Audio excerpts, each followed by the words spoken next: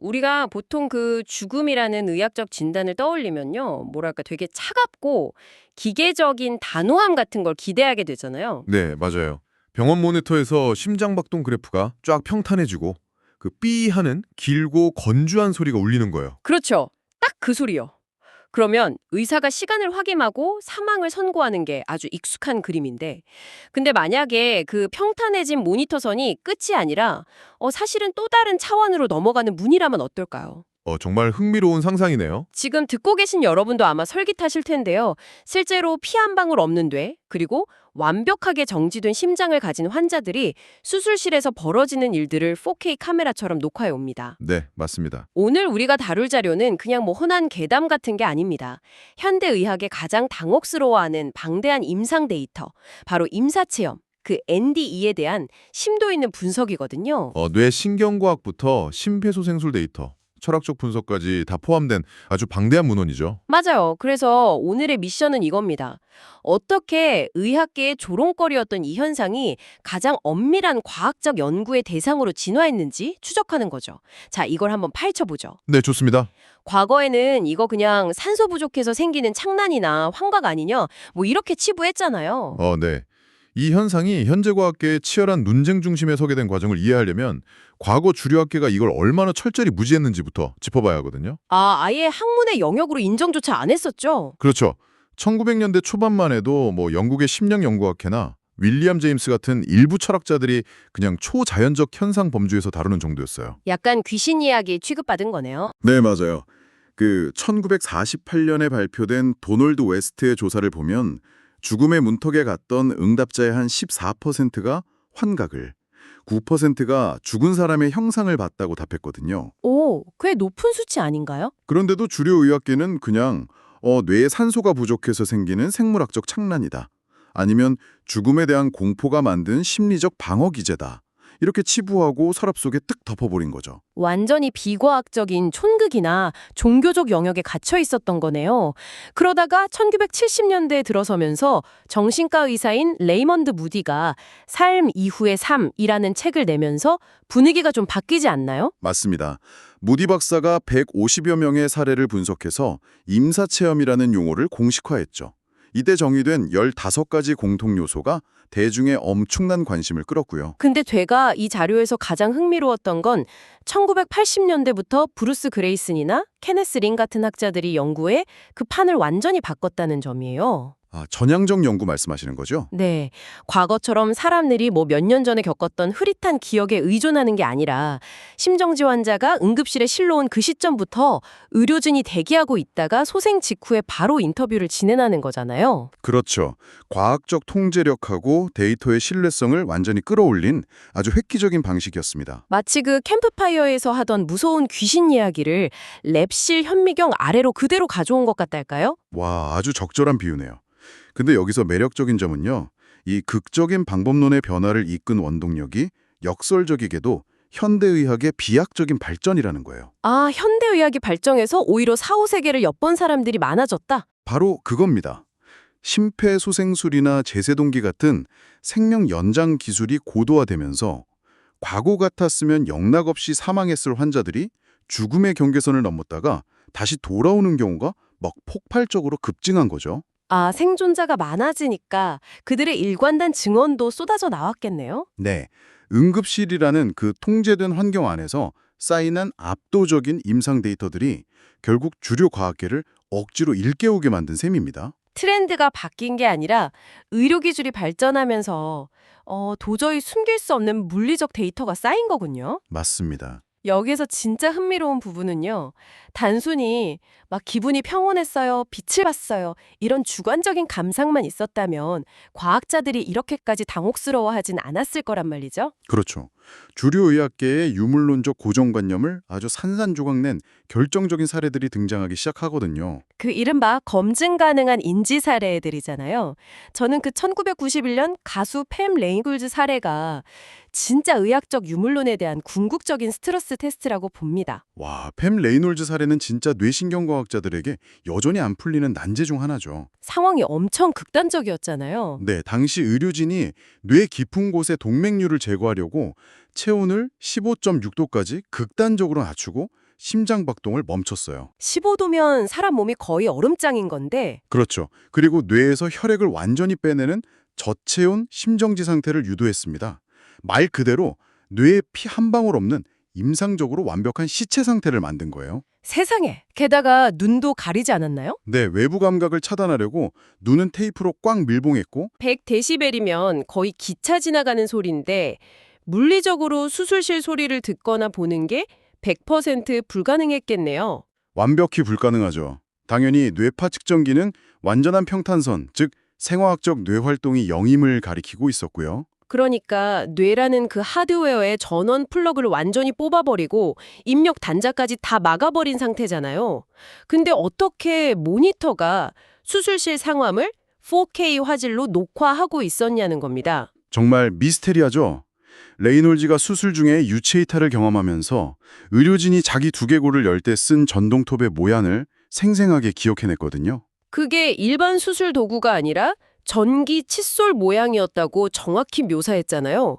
심지어 의사들이 나눈 대화까지 다 맞췄다면서요? 네, 톱날 교체할 때 의사들이 했던 대화 토시 하나 안 틀리고 정확히 짚어냈습니다. 바로 그 구체성이 이 현상의 핵심이에요. 와, 진짜 소름 돋네요.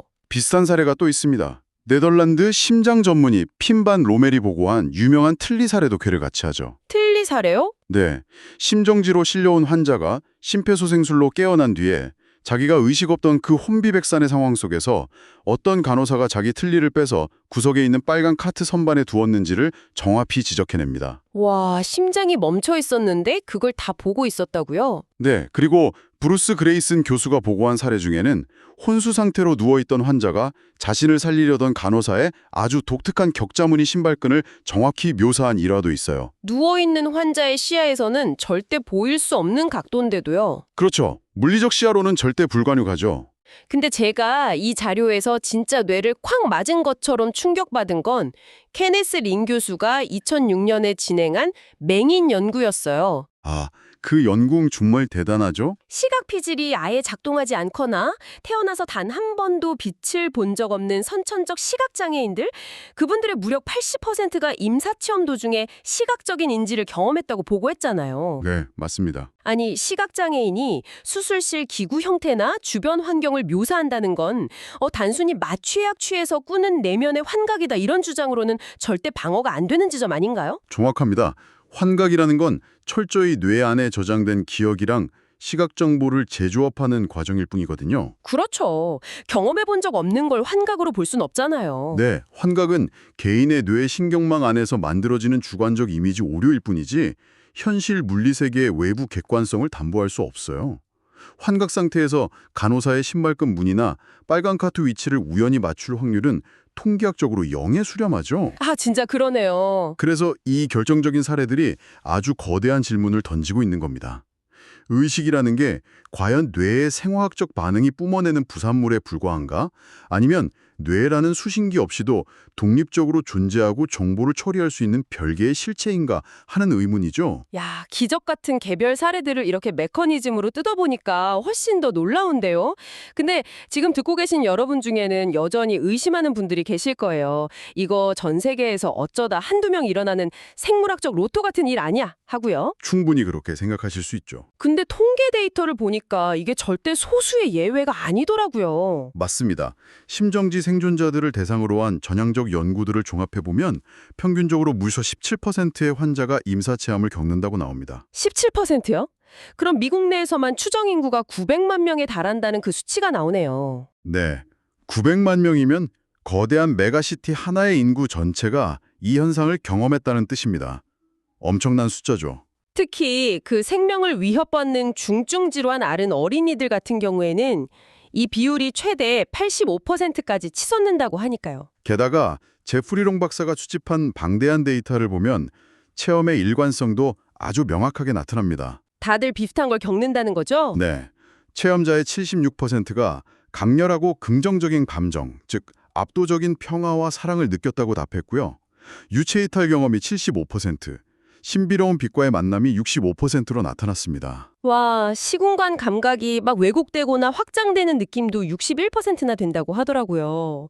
이미 세상을 떠난 친척 만나는 것도 57%고요. 맞아요. 그리고 흔히 우리가 미디어에서 자주 묘사하는 터널을 통과하는 경험은 34%, 자신의 전체 삶이 파노라마처럼 스쳐 지나가는 삶의 외상은 22%로 보고되었습니다. 진짜 수많은 사람들이 구체적이고 공통된 패턴을 보이고 있네요.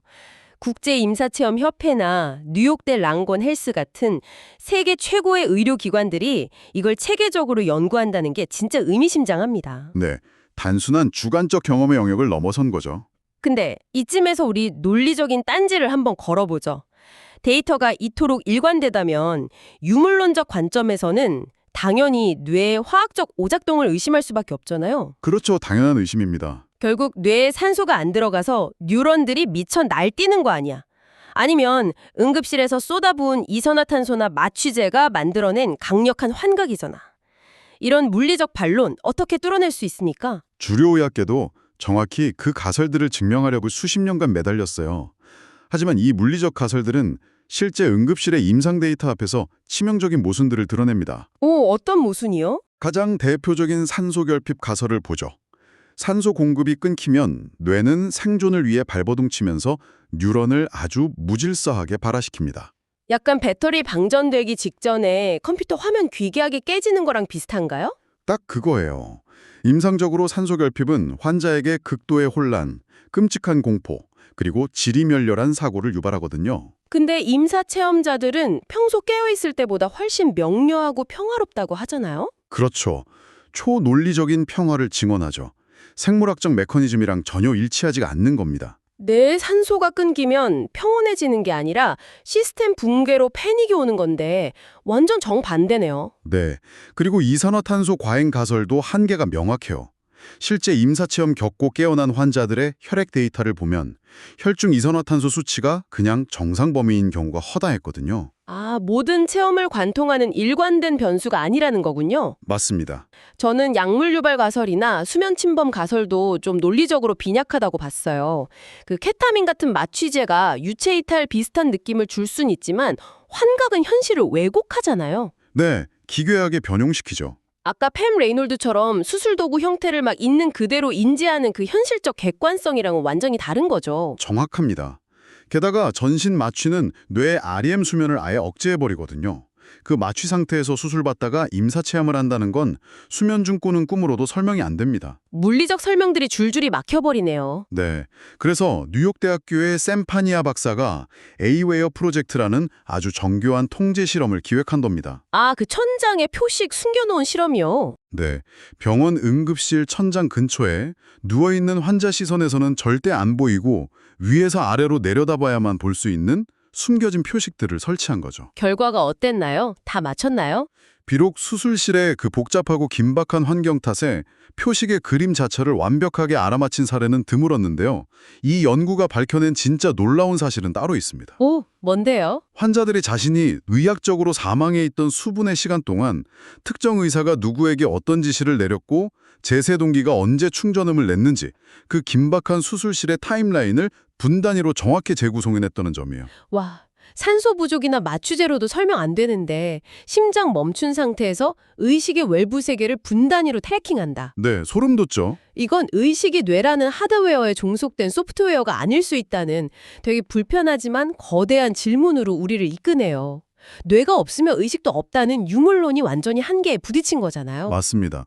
이걸 더 큰 맥락과 연결해보면 현대과학의 어떤 과학적 겸손을 요구하는 데이터라고 할 수 있죠. 그렇다면 육체의 죽음 이후에도 분리되어 존재하는 이 의식, 도대체 어떻게 이해하고 받아들여야 할까요?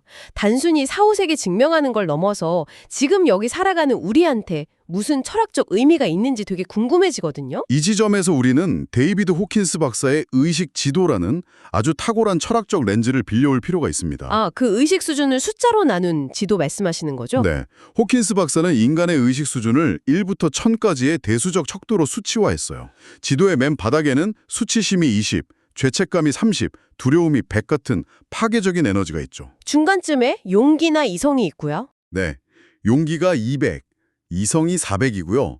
그 위로 무조건적인 사랑이 500, 평화가 600, 그리고 깨달음이 700에서 1000의 영역으로 펼쳐집니다. 대수적 척도라는 건 1, 2, 3 이렇게 선형적으로 올라가는 게 아니라 단계가 높아질수록 에너지가 기하급수적으로 폭발한다는 뜻이잖아요. 근데 이게 임사체험이랑 어떻게 연결되는 거예요? 임사체험은 죽음의 문턱에서 인간이 평생 구축해온 에고, 즉 자아의 장벽이 물리적으로 붕괴하면서 일어나는 현상이에요. 아, 자아가 무너진다. 네. 이때 체험자는 의식 지도의 계단을 천천히 걸어 올라가는 게 아니라 단 몇 초 만에 평화의 600이나 깨달음의 700 이상 수준으로 비약적인 의식의 도약을 경험합니다. 와, 한 번에 그냥 워프하는 거네요? 네. 빛으로 묘사되는 무한한 수용과 사랑을 온몸으로 겪는 거죠. 이 척도가 대수적이기 때문에 600 이상의 주파수에서 경험하는 압도적인 에너지는요. 체험자가 과거로 수십 년간 겪어온 하위 에너지의 잔재들을 순식간에 정화해버립니다. 호킹스 박사의 관점에서는 죽음이 의식의 소멸이 아니라 주파수의 어떤 수전 전환이라는 거군요. 정확합니다. 육체라는 수신기가 망가져도 개별의식은 고유의 주파수 형태를 유지하면서 다음 상태로 넘어가는 거죠. 아, 그래서 그분들이 깨어난 뒤 인생관이 송두리째 바뀌는 거였네요. 예전에는 욕망에 끌려 물질적인 부에 집착하거나 자존심 기대서 명성만 쫓았다면 이제는 타인에 대한 조건 없는 사랑으로 삶의 목적 자체가 재설정되는 거잖아요. 네. 삶을 대하는 주파수 자체가 달라지는 겁니다. 근데 잠깐만요. 그럼 자료에서 언급된 부정적 임사체험도 이 프레임워크로 설명이 되나요? 한 1에서 15% 정도는 끔찍한 지옥이나 고통을 경험한다고 하던데. 충분히 해석 가능한 부분입니다. 삶에서 강하게 품었던 원한이나 증오, 타인에 대한 가해, 혹은 깊은 죄책감은 본인의 의식을 수치심이나 죄책감 같은 아주 낮은 주파수 대역에 묶어둡니다. 아, 자기가 만든 주파수예요? 네, 이 관점에 따르면 사후에 경험하는 고통스러운 환경은 외부의 신이나 절대자가 내리는 징벌이 아니에요. 본인 스스로가 살아생전 만들어내고 머물렀던 낮은 의식 수준이 죽음 이후의 상태에 그대로 투사된 결과일 뿐이죠. 와, 스스로 고통의 장을 창조하는 셈이네요. 그렇게 이 데이터들은 역설적으로 우리가 지금 발딛고 있는 이 현실에서 타인을 용서하고 사랑으로 의식을 정화하는 행위가 얼마나 절대적으로 중요한지를 뼈저리게 시사하는 겁니다. 그럼 이 방대한 과학적 추적과 철학적 분석이 도대체 우리에게 무슨 의미일까요? 여러분, 이걸 듣다 보니까 마치 삶이라는 거대한 비디오 게임의 치트키를 잠시 엿보고 온 사람들의 이야기를 듣는 것 같습니다. 아, 비디오 게임 비유 좋네요. 우리는 평소에 돈이라는 아이템 모으고 명예라는 점수 높이는 게 이 게임의 전부라고 생각하면서 아등바등 살잖아요. 근데 시스템 전원이 잠시 꺼졌다 켜진 순간 그 너머의 코드를 보고 깨달은 거죠. 네, 점수가 중요한 게 아니라는 걸요. 맞아요. 아, 하드웨어에 찍히는 점수가 중요한 게 아니라 다른 플레이어들을 어떻게 대하는지, 얼마나 사랑과 평화를 뿜어내는지가 이 게임의 진짜 목적이었구나 하고요. 현상의 본질을 정확히 꿰뚫는 비유입니다. 전 세계에서 진행되고 있는 수많은 임사체험 연구의 궁극적인 목적은요. 단순히 사후 세계 존재를 증명하겠다는 1차원적인 목표에 머물지 않습니다. 그럼 진짜 목적은 뭔가요? 살아있는 동안 우리가 어떻게 죽음에 대한 본능적인 공포와 삶의 허무주의에서 해방될 수 있는지, 그리고 남은 생을 얼마나 가치 있고 찬란하게 영위할 수 있는지를 과학의 언어로 가르쳐주는 데 있습니다. 아, 죽음이 끝이 아니라 의식의 더 넓은 확장이라는 걸 인지하는 순간 생존 본능의 두려움에서 벗어나는 거군요. 네, 진정한 평온과 자유를 얻을 수 있으니까요. 오늘 깊게 파헤쳐본 이 심층 분석 자료가 지금 듣고 계신 여러분의 일상에도 작은 파장을 일으켰으면 좋겠습니다.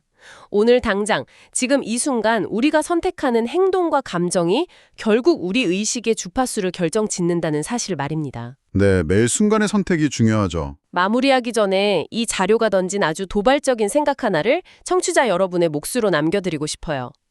우리의 의식이 육체의 죽음 이후에도 소멸하지 않고 계속해서 이어지는 일종의 주파수 같은 것이라면 듣고 계신 여러분은 오늘 하루 일상이라는 라디오에서 어떤 채널의 방송을 송출하시겠습니까? 아주 묵직한 질문이네요. 원망과 수치심이 가득한 낮은 주파수인가요? 아니면 용기와 사랑이 넘치는 높은 주파수인가요? 언젠가 육체라는 라디오 기기의 수명이 다해 심장박동기의 삐 소리가 울리며 전원이 꺼지더라도 여러분이 오늘 쏘아 올린 그 주파수의 울림은 영원히 우주에 남아 있을 테니까요. 모니터의 평탄해진 선은 결국 벽이 아닙니다. 새로운 주파수로의 전환일 뿐이죠. 오늘 이야기가 여러분 삶의 깊은 사유의 시간이 되었길 바라면서 다음번에도 가장 흥미로운 지식의 심연으로 여러분을 안내하겠습니다. 들어주셔서 감사합니다.